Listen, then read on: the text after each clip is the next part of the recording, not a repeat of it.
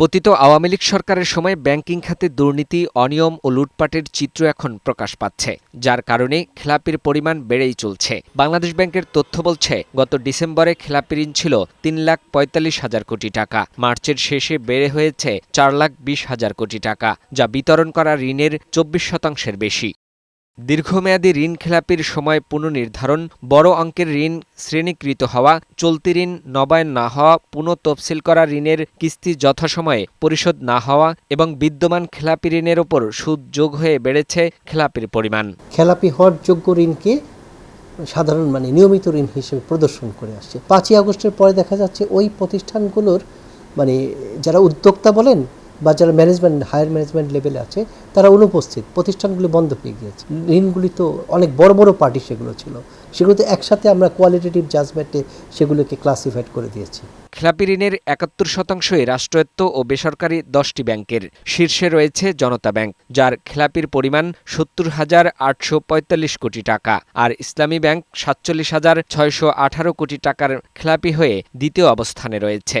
বিপুল পরিমাণ টাকা খেলাপি হওয়ায় এসব ব্যাংক আর্থিকভাবে এখন ভঙ্গুর অবস্থায়। ব্যাংক সংশ্লিষ্টরা বলছেন, বকেয়া ঋণ আদায়ে চাপ সৃষ্টি করছেন।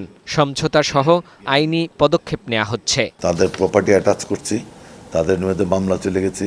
মামলা করার কারণে তারা এখন আসছে।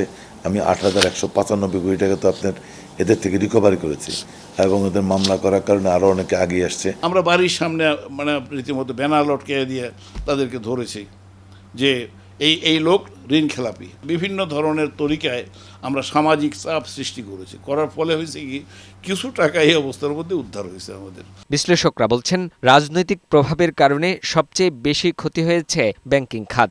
ঋণ খেলাপিদের কঠোর শাস্তির আওতায় আনতে বিশেষ ট্রাইব্যুনাল গঠন করতে হবে, অন্যথায় অন্যরাও ঋণ খেলাপি হতে উৎসাহিত হবেন। ব্যাংকের সুশাসন নিশ্চিত করার জন্য আমার প্রথম দরকার ভালো একটা বোর্ড, ডিসপিউট রেজলিউশন, এডিআর মেকানিজমের মাধ্যম দিয়ে এটা যেতে হবে। আউট অফ দ্য কোর্ট সেটেলমেন্টে যদি আমি যেতে পারি, ব্যাংক টু কাস্টমার যদি রিলেশনশিপ বিল্ড আপ করে যদি আমি আদায় করতে পারি, এটা দ্রুত আদায় হবে। বাট অর্থঋণ আদালতের মাধ্যম দিয়ে খেলাপি ঋণ আদায় করাটা এটা বছরের পর বছর সময় লাগবে এবং এটা আনসার্টেন। এটা যদি আমি পারি তাহলে আমার ব্যাংকের সুশাসন নিশ্চিত হবে, ব্যাংকের খেলাপি ঋণ কমে যাবে। শিল্পায়ন ও অর্থনৈতিক প্রবৃদ্ধি অর্জনে ব্যাংক খাতের ভূমিকা অনস্বীকার্য হলেও সামগ্রিক আর্থিক খাত নানাবিধ প্রতিবন্ধকতায় জর্জরিত, যা উত্তরণে এ খাতে আমূল কাঠামোগত সংস্কারের কোনো বিকল্প নেই বলে মনে করেন খাত সংশ্লিষ্টরা। ফাহিম মুনায়েম, বৈশাখী সংবাদ, ঢাকা।